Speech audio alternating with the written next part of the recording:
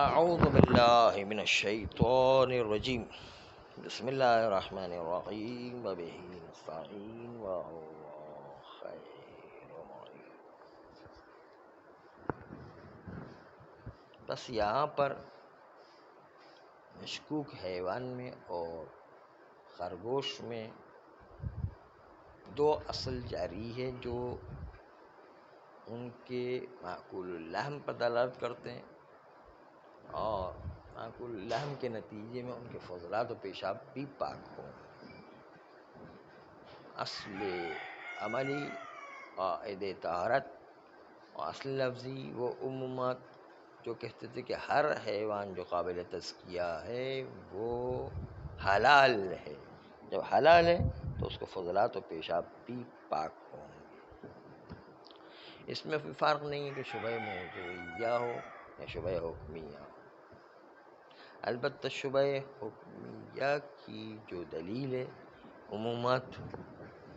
وہ صرف ببرکت استصحاب جاری کر سکتے ہیں، اس لیے کہ استصحاب عدم ازلی جاری ہو اور کہا جائے کہ یہ مشکوک حیوان کتوں میں پہلے بھی شامل نہیں تھا، کتے، سور، شیر، لومڑی پہلے بھی شامل نہیں تھا، اب بھی شامل نہیں، یہ استصحاب جاری، استصحاب عدم ازلی کہ پہلے بھی شامل نہیں تھا اب بھی شامل نہیں، شامل نہ ہونے کے نتیجے کے اندر اصل عدم ازلی تقاضا کرتا کہ جو ہے یہ مشکوک حیوان بھی جب کتوں میں، سور میں اور امثال ذالک میں شامل نہیں ہیں تو اس کا مطلب یہ کھانا حلال ہوگا، اس لیے کہ قابل تزکیہ ہے، کیونکہ عمومات نے آ کر کہا کہ جس کو بھی قابل تزکیہ اس کو کھا سکتے ہیں۔ تو اس بنیاد پر استصحاب عدم ازلی جاری کر کے ہم عمومات کو جاری کریں گے۔ بس اصل لفظی اصالت ہوتا، اصل عملی اصالت طہارت، اصل لفظی جو ہے عمومات، دونوں طہارت کا تقاضا کرتے ہیں۔ آیا حلیات میں شک ہو جائے جبکہ تزکیہ میں بھی شک ہے؟ ایک طرف تو حیوان کے حلال و حرام میں شک ہے، تو دوسری طرف سے قابل تزکیہ ہے یا قابل تزکیہ نہیں ہے اس میں بھی شک ہو جائے، دونوں میں شک ہے، تزکیہ ہو سکتا ہے یا نہیں، حلال ہو سکتا ہے کہ نہیں، یہ دو شک ہے۔ اب یہ گفتگو شروع ہو رہی، پہلے تزکیہ کے قابل تھے وہ تھی بات۔ دیکھیے وہ حیوانات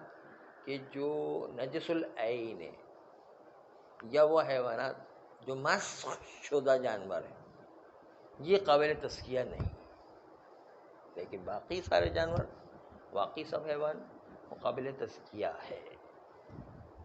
مسخ شدہ قابل تزکیہ نہیں اور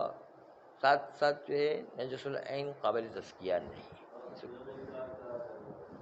کیا چیز؟ مسخ جیسے بندر، وہ جو مچھلی چھلکی، بغیر چھلکی کی مچھلی، یا بھی ہم نے یہ اس کا خرگوش جو پہلے ایک عورت تھی پھر جو ہے تبدیل کر دیا گیا، اس طرح بہت سارے ہیں۔ ہاں خرگوش بھی قابل تزکیہ نہیں، مثلا جو بھی ایک قانون بتایا ابھی، مثلا نہیں حرام گوشت ہے بہت سارے، ہر مسخ شدہ نہیں ہے۔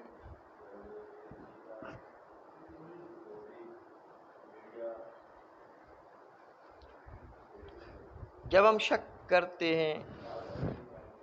کسی کی حرمت و حلیت میں جبکہ شک کے در قابل تزکیہ بھی ہے تو آیا اس میں اصالت عدم تزکیہ جاری ہوگا یا اصل عدم تزکیہ جاری نہیں ہے؟ اصل عدم تزکیہ کا مطلب ہے نجس، حرام، کیونکہ وہ ابھی تک جو ہے تزکیہ نہیں ہوا، تو بکرا بھی اگر اس کو ذبح کریں تزکیہ نہ ہو تو بکرے کا گوشت بھی حرام ہو جائے گا، بکرے کا گوشت نجس بھی ہو جائے گا مردار ہونے کے ناطے۔ تحقیق کا مطلب یہ ہے کہ یہاں پر اصل عدم تزکیہ جاری نہیں ہوگا، اور فرق نہیں شبہ حکمیہ اور شبہ موضوعیہ۔ کیوں؟ کیونکہ تزکیہ کہتا ہے کہ آپ کو خارج میں 4 رگوں کو ذابح مسلمان کاٹے لوہے کے ذریعے سے، جیسے کہ روایات سے یہ بات پتہ چل رہی ہے۔ افعال خارجیہ جو ذابح مسلمان سے صادر ہو اور وہ چھری کے ذریعے سے 4 رگوں کو کاٹے، جیسے یہ مطلب کہ تزکیہ کس کو کہتے ہیں، اس روایت سے استفادہ کیا گیا جس میں امام علیہ السلام نے کہا بلا جی کہ ذابح مسلمان کا عمل تزکیہ ہے۔ روایت علی ابن ابی حمزہ سے یوں آئی کہ قال سألت ابا عبداللہ، میں نے امام صادق علیہ السلام سے پوچھا، ابو الحسن علیہ السلام، ابو الحسن ہمارے 4 اماموں کا لقب ہے۔ ایک تو سب سے پہلے مولا علی کا لقب ہے ابو الحسن، دوسرا ہمارے 7ویں امام کا لقب ہے ابو الحسن، اور تیسرا امام رضا علیہ السلام کا لقب ہے ابو الحسن، اور چوتھا امام تقی اور امام علی نقی علیہ السلام کا لقب ہے ابو الحسن۔ یہ 10ویں امام کا ہے، 11ویں امام کا۔ تو یہ جو لقب ہے، یہ القاب ہمارے پاس پائی جاتی ہیں۔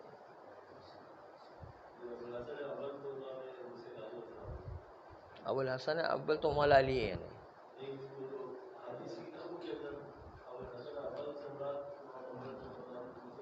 ہاں اس کا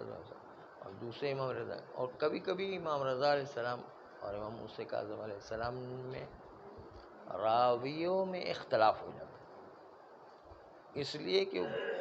ایک راوی جس نے 7ویں امام کا زمانہ بھی پایا اور 8ویں امام کا زمانہ بھی پایا، تو پتہ نہیں چلتا ابو الحسن سے سمعت تو من ابو الحسن، اب جو ہے سمعت تو من ابو الحسن، یہاں پر مراد 7ویں امام ہے یا 8ویں امام ہے، راوی نے دونوں کا زمانہ پایا ہوا ہے، اب کیا ہوگا کس امام سے، یہ ذرا سا اشتباہ ہوتا ہے۔ یہ علم رجال کی گفتگو ہے نا،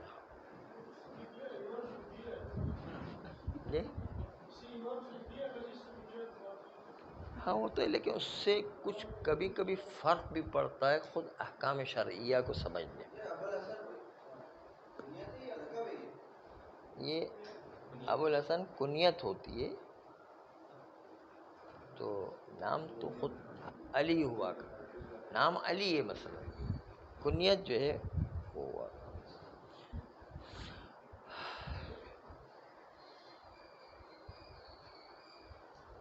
3 اماموں کی کنیت علی ہے۔ خیر، تو بات یہ خارجی تھی، پوچھا امام علیہ السلام سے ان لباس الفراء، وہ فر اس کو کہتے ہیں کہ جو آپ نے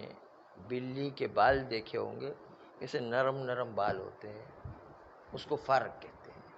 اور اس سے لباس بنایا جاتا ہے۔ لباس ایسے اون جو ہوتے ہیں نا،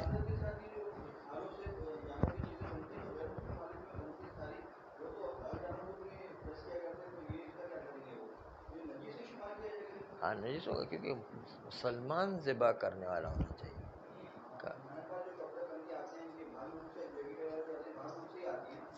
جی جی، باہر ملک سے آتے ہیں تو وہ کپڑے، اس میں اگر حیوانات کی چمڑی یا بال سے ہے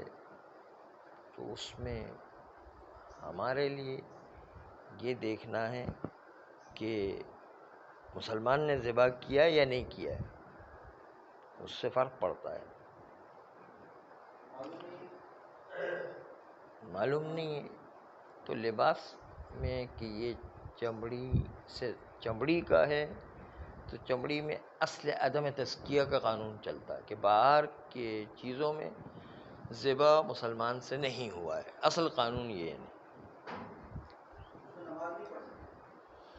ظاہر ہے وہ تزکیہ نہیں ہوا تو میتہ کہلائے گا، مردار والے لباس میں نماز نہیں پڑھ سکے۔ عن لباس الفراء والصلاة فیہا، امام علیہ السلام سے اس فر میں جو بلی کے بال کی طرح ہوتا ہے اس میں نماز پڑھنے اور لباس کے طور پر استعمال کرنے کے بارے میں پوچھا گیا۔ فقال لا تصلی فیہا الا فیما کان منہ زکیان، کہتے ہیں ان فر والے بال میں نماز نہ پڑھو جب تک کہ اس کا تزکیہ نہ ہو گیا ہو۔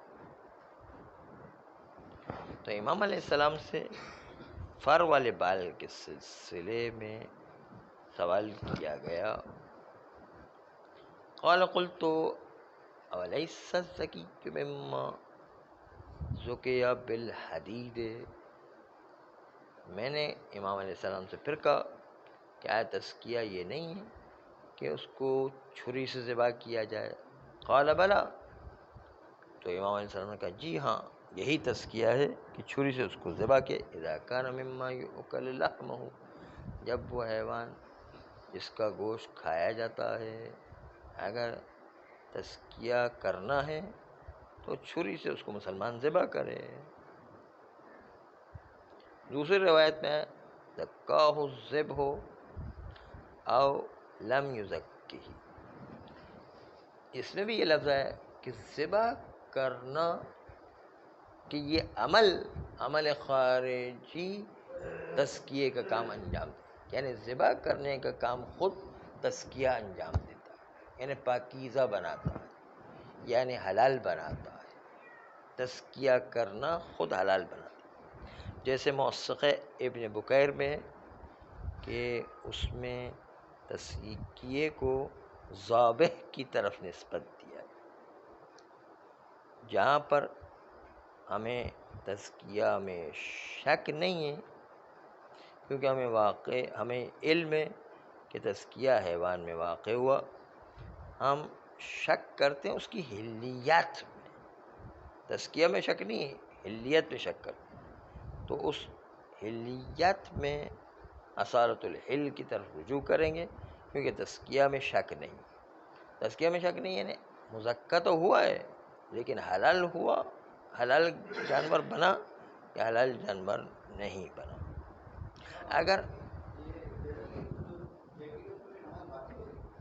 اگر مردار کا ہے تو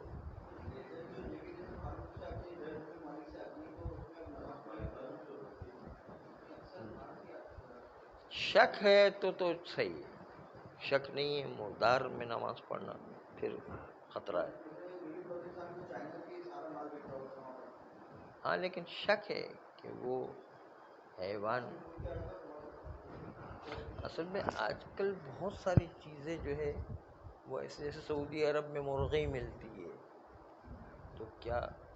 وہ مشین کے ذریعے سے ذبح ہوتی ہے؟ نہیں، ہمیں نہیں پتہ ہے، تو ہم کھا سکتے ہیں، ہمیں پتہ نہیں ہے۔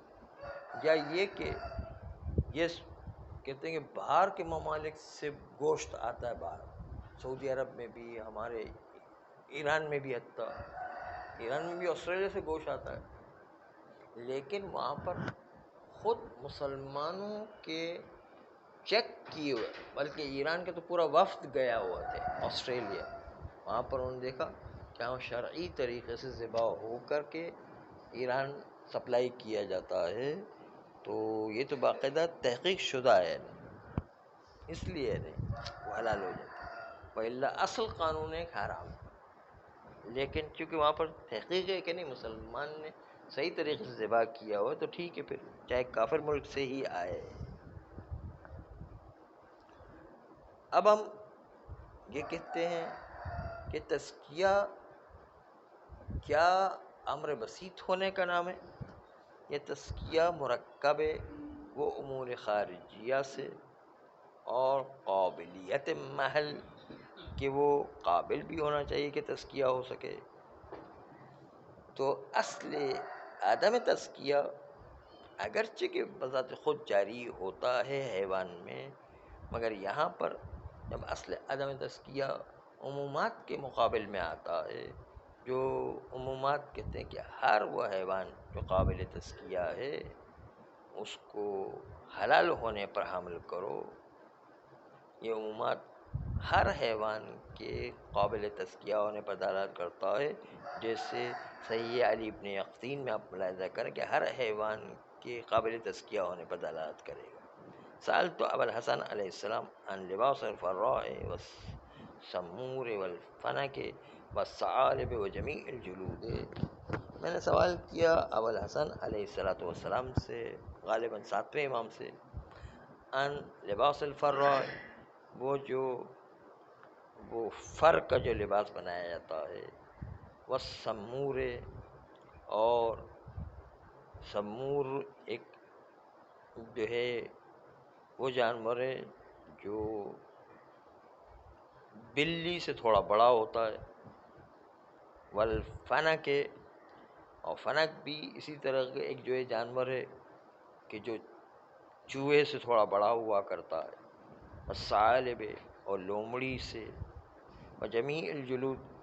اور تمام وہ جلد کے جو تمام جلدوں کے بارے میں سوال کیا۔ قال لا باس بذالک، امام علیہ السلام نے کہا کسی میں بھی کوئی حرج نہیں ہے۔ ومعنی لا باس یہ ہے تمام جلود میں کہ کوئی معنی نہیں ہے ان جلود کو پہننے میں مطلقاً، حتیٰ علی الصلاۃ میں بھی پہنا جا سکتا۔ بس یہ روایت دلالت التزامیہ کے طور پر دلالت کرتی ہے کہ اس کا مطلب ہے کہ تمام جانوروں میں تزکیہ ہوا کرتا ہے، اس لیے کہ اگر تزکیہ نہ ہوتا اس کو پہننے کی کیسے اجازت امام علیہ السلام نے دی؟ یا تو بالکل مطلقاً اجازت نہیں ہونا چاہیے تھا، اگر ہم کہیں کہ میتہ سے استفادہ کرنا ہی جائز ہے، یا کم سے کم جو ہے نماز کی حالت میں جائز نہیں ہونا چاہیے۔ امام علیہ السلام نے کسی بھی منع نہیں کیا، نہ نماز میں منع کیا نہ پہننے میں منع کیا۔ اس سے پتہ چلتا ہے کہ تزکیہ سارے جانوروں کے اندر ہو سکتا ہے۔ صلی اللہ علیہ